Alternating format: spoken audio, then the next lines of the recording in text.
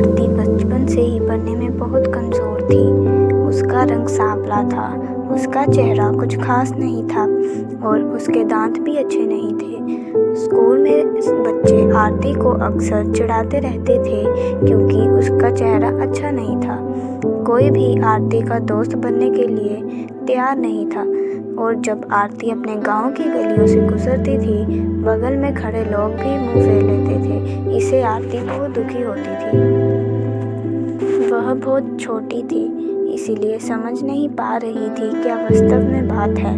क्या लोग हमारे चेहरे को देखकर अपना मुंह छिपा लेते हैं। जब आरती स्कूल से घर वापस आई, उसने माँ से कहा कि जब हम स्कूल से घर आते हैं तो लोग हमें ऐसे देखते हैं और स्कूल में भी कोई बात नहीं होती, हमारा कोई दोस्त भी नहीं बनता, इसीलिए कोई हमसे बात नहीं करता। आरती की माँ को इतना घृणा सुनकर आंखों में आंसू आ गए। वह रोने लगी, लेकिन अपनी बिटिया को समझा नहीं पाई कि लोग तुमसे इतना घृणा क्यों करते हैं। आरती की माँ आरती से बहुत प्यार करती थी, इसीलिए गली मोहल्ले में लोग आरती को गाली देते थे तो आरती कड़े शब्दों में जवाब देती थी। आरती की माँ हर समय अपने कलेजे के टुकड़े के साथ रहती थी और जो भी बोलती थी उसके बदले में जवाब देती थी। जैसे जैसे लोग बोल रहे थे, आरती ने धीरे धीरे जीवन भर रहने की एक आदत बना ली। बस अपने काम से मतलब रखती थी, पढ़ाई करती थी और वापस घर लौटती थी, कुछ और सुनने को तैयार नहीं थी।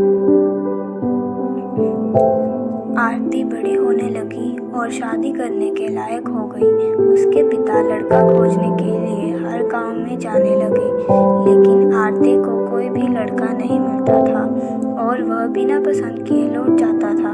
ऐसे बहुत बार हुआ। अब आरती को शादी करना बहुत मुश्किल होने लगा।